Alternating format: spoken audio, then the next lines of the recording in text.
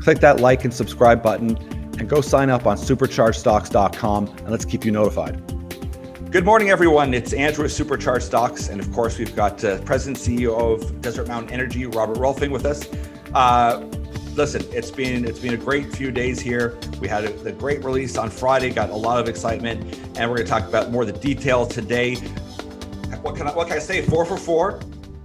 It's great. It's pretty good.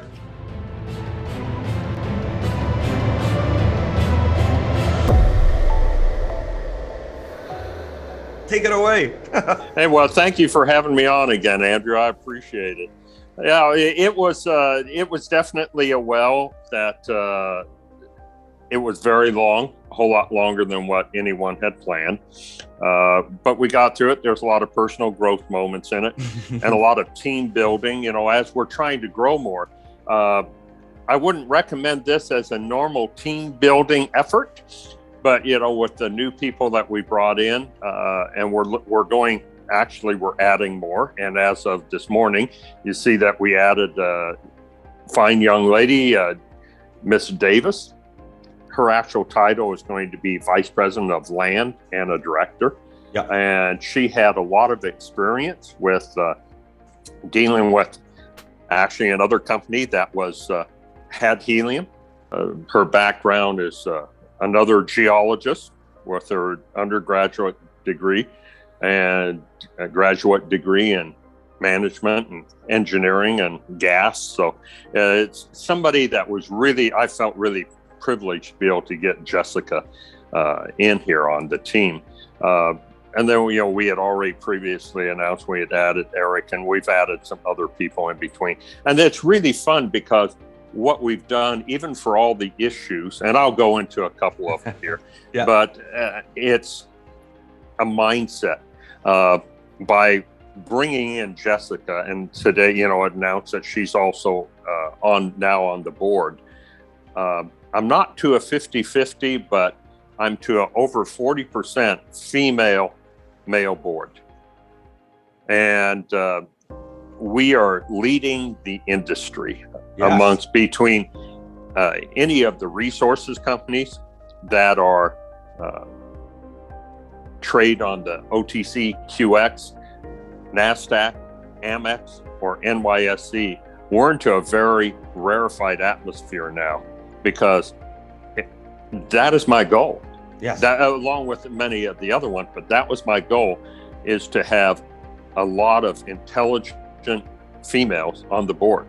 Everybody come together, working with the board members, keeping them involved, because Zorn, Christensen, and Janea, and their drilling expertise on this type of stuff. And because we encountered a lot of interesting things.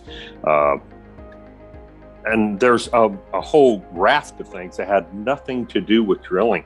Like when we first started, we had just brought on Chad West as a VP for risk management, and we had put in for a number of corporate governance and other things. Well, and the insurance companies nowadays want to make sure that you have some type of plan as to how do you handle people with COVID, or they break down into 4 groups: asymptomatic, or they live with someone who has tested positive, or they are in high risk, or they are asymptomatic and waiting a test. And there's all of these guidelines you have to go by, CDC rule, and then you also have the Patient Privacy Act.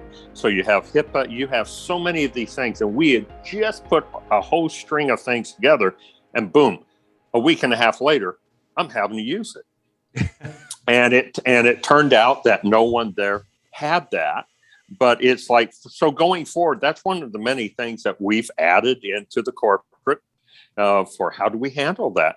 And then, so we go from that to the poor drilling contractor. They had just a little bit of everything go wrong. And they had a number of things, we've been really lucky thus far that COVID hasn't really affected us per se as hard as it has in some industries. And what we had happen, they couldn't get parts. They literally had to go back and either take the broken parts or go in and get the specs and go to a machine shop and get them made. And it wasn't just one or two things. That it was just a series of things. They got out there, got ready to rig up. And we had 54-mile-an-hour gusts for 3 days. Steady wind over 40. You can't put a rig up in that. So we're ready to go. We can't do anything. Then that was right before our Memorial Day weekend down here. And there's a diesel shortage.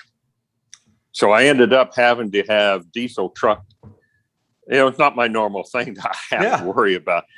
And then come up with a driver for a truck to haul diesel out of Phoenix up to Northeast Arizona. It was just like a whole series of things that I've never. And then you get into doing the surface cement, and there's actually a cement shortage down here and across the U.S. As far as specialty cement, because the type of cement we use in oil and gas is not your normal cement. It's a different makeup and a lot finer. And then they're putting it into construction grade right now because they make more money. There's actually such a growth here in the Southwest. There is a concrete shortage because they don't have cement for it. So, I mean, it just went on and on. Then there's a wildfire that was approaching us at 40 miles an hour. We were put on get ready, set, go. And we were actually told to have left. And we got lucky with the wind change, but we had to have an evacuation plan because there's only one way in and out of this, and the water trucks with sprayers. How do we protect the rig? We have to protect the crew. We have to get the crew out of there. You lose so much time with all of these little things. You got to the point you want to say, well, don't ask what else is going to happen. Because it was like Murphy's Law was running Murphy was running amok out here. And even if you're getting like the most pleasant of calls from like a shareholder, like, hey, Robert, what's the holdup? You'd be like, what? Like, leave me alone. Well, it's like some of them, I really had to pawn a bunch of them off and to poor Don. But Don actually is now the president. And he took over and I am executive chairman and CEO now. It was really nice to have him step in. Then we're bringing in Jessica and other people here that there's a whole, as we expand. Because basically now we have significantly de-risked everything. This is well number 4. That is unheard of. So now the next wells we're going to be drilling are going to be offset. It's like it's even further de-risked, and like the type of equipment we had out there for sensing, we went for a whole lot of very high tech. It was an opportunity to try some new stuff and some different applications of existing. And while they may not be normally accepted within the industry, as far as trying to put a dollars and cents to, a specific dollar and cents to how much gas and what this. It gives you a safety feature. Number one, exactly every element that's coming up in the gas. You can read it all real time. The vast majority of what was coming out of the ground was nitrogen with helium. Nice. Okay. All right. So, looking at, we won't know until we actually complete the well and do the testing that you can see for sure if it was helium-3, HE3 or HE4. I'll just have to let it go at that. I think the indicators are something really significant on that. And again, I'm happy to, it's not a problem to deal with it. It gives us an additional specific customer to sell to if it is the HE3. Obviously, I'm limited to what I can say about this, but it should be not overly cryptic, but it should be pretty obvious that if you get a direct payee number from the United States government, that is probably for direct payment, same day of deliveries. I think that should be obvious where Someone that one's going. Could do a little bit of Googling, and we can certainly, as well, if you check onto our site, we'll do a little guidance with that as well, what that can look like. But that's definitely, someone could certainly read between the lines that having that direct billing to government would suggest the tea leaves read well. Yes, they do. And it's like, for corporate governance, we added a whole series of things. And like we actually, when we're drilling, I put in, and we just don't advertise it, but there's an inside blackout on news and trading. So no one gets any with this corporation, as long as Don and I are in charge. Yeah, there won't be no insider trading, period. Yeah. No, that's important. That's good. And it's so critical today as well. Like, I can go to bed at night, and if you're investing in a company, like, I don't mean trading stocks and all that. I mean, like, if you're investing in a company, then I can relay a lot of my worry. Unfortunately, it goes to you, but you're the experts and the team. And I can look at the team of with Don, with yourself, the rest of the board, and the people there, and go, that's where my money should be. I mean, it's in good hands. They're hitting all the milestones they said. They're hitting their commitments. And when you hear, especially with like a real team building experience, and coming to God moments with all these things happening, that's actually great, because that in those great struggle, and then there's great reward, is that builds a team and a whole spirit of a company as well, that there's going to be problems going forward, as there always is, but you've already endured quite a few, and the team's gotten stronger because of it. And that is a big upside as well. The team was like not into finger pointing. It was just like, okay, this is what it is. Handle this. This is what we do. Do this. Have we tried this? Yes. In most cases we have, but you just have to think outside the box. People can see the depth of knowledge and expertise that's come, and it just highlights the whole vision that you've brought to the company as well, in regards to the environment, with thinking ahead as to how we can make this fully vertically integrated, have governance. Because we've de-risked and we're moving forward, and the goal is to be on NASDAQ. I like it. Yeah. That is my goal. Yeah. Sooner than later. And to really facilitate that, that's what the title Don needs to be handling. Yes. And that's who you need to be handling that. And to that end, we already have gone down that path of where we're going with that, and had a number of meetings already. So it's like, I know a lot of times, like you brought up, shareholders wonder, well, what's his management team doing? Are they really doing this? Or they may say they don't know what the heck they're doing. Yeah. They have no clue. And they need to tell us more. I don't. No. And the reason no, you don't. is because at any given time, I may have anywhere from 3 to 17 non-disclosure, non-circumvents in play. And a lot of people who they may want to voice their, from their position, because they don't understand everything. No. And that's taking nothing away from them. Yeah. It just, I do not have enough time to convey every single thing that's going on. Like during this, working on this well, and with the team, I don't think many members of the team, I don't think very many of us average more than about 5 hours sleep a day for the last month. That's why it's so important to have you on, so someone goes, oh, like, because they think, oh, it's been months, what's going on? Then they get to hear the backstory of, well, this is what's going on. And it's not, I mean, if you inundated people with every minute detail, I mean, that's not how you run a business anyway, is that people are invested in you and the management because of what you've done in the past, what you're doing now, how you're handling problems. And when they see and they hear this and go, oh, they had to endure all of that. And people can accidentally sometimes have a negative influence by postings as to how that can affect a negotiation.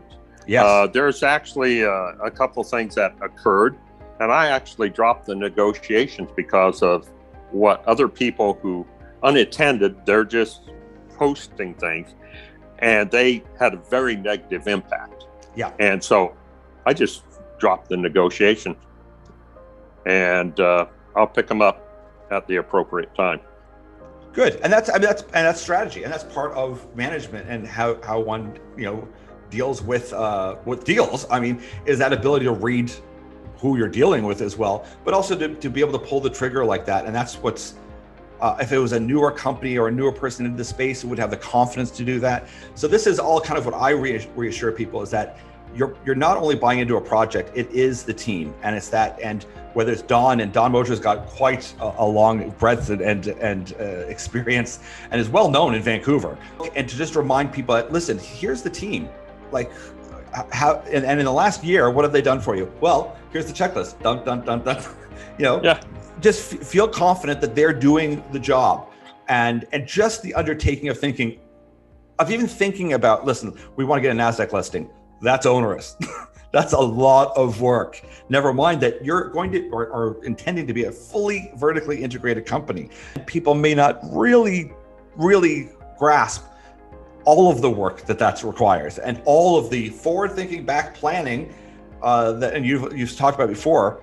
5 years ago, where you imagined this to be today and 5 years out, that's happening now. All of this is happening now. So whenever they start to think that, oh, it's a little bit quiet, I assure you, it's not quiet for Robert and the team. No, it really isn't. It's wonderful working with the team that we're putting together. Again, Don Mosher, it's his breadth of knowledge and about putting deals together, financing, and understanding what the backside issues are with going on NASDAQ. Sure. Otherwise, you can get your hat handed to you real fast, and just the sharks are there. I know that. Yes. It puts things into perspective again of the speed at which you've grown, at the rate at which you've grown, and the team you're assembled and assembling. That there's lots of exciting things to come as well. It's a growing story. It's pretty exciting to be involved with it. Again, it goes back to my company's directive. We are not fracking. We are not using, we're not going to be out there using 10,000 gallons of acid, of any, that's just number one. I get back to why. It's because we're so early on in this game. And if we apply good, sound geology and engineering principles, we don't have to. Yeah. And that's it. And so it became also immediate, apparent, or at least was to myself and Jim and Dr. Colson.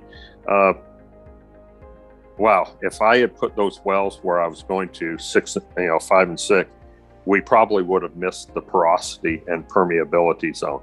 Since we de-risked this area here, and we know we have, based on initial indicators, we still have to complete and do flow tests and take actual flow samples. But chromatographs and spectrometers, you're looking at everything that's there. It's just that it's a mixture of a lot of different things. It's not isolated to that zone. So you can't specifically say it absolutely is this, but you can tell when things start to increase and decrease and you're getting a sample, you know where you're at with it. And looking at the rock samples and the geochem on that, you have a pretty good idea what you're looking at on that. And to that token, we have tied up the correct areas. It's just when you have multiple miles upon miles and miles all contiguous, or it may be a checkerboard, but that checkerboard, when you're going diagonally, is actually where the structures are. Yes. So you're actually, and people can drill on the synclines. I'm going to be drilling the anticlines. People don't drill the synclines. Hey, knock your socks off. You're going to miss it. You can have all the water you want. Go for it. I don't want to produce water at all in any form. It costs money. You have to handle it. And it doesn't fit into our company's goal of trying to be as green as we can. Yeah. We won't be 100% perfect on it.